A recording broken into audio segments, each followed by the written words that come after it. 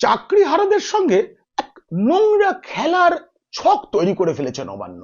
মুখ্যমন্ত্রী মমতা বন্দ্যোপাধ্যায় সম্প্রতি group C এবং গ্রুপ ডির যাদের চাকরি গিয়েছে, যারা আর স্কুলেই যেতে পারবে না বলে সুপ্রিম কোর্ট রায় দিয়ে দিয়েছে, তাদের ভাতা ঘোষণা করেছেন। এই ভাতা ঘোষণা কি আসলে ভাতা না ভাঁওতা?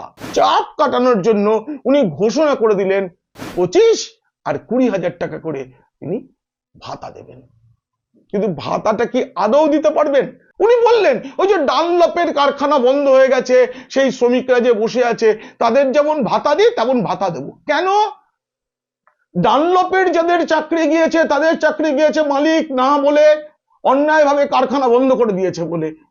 আর এখানে যাদের চাকরি গিয়েছে তারা তো দুর্নীতি করে চাকরি পেয়েছিল বলে তাদের চাকরি চলে গিয়েছে।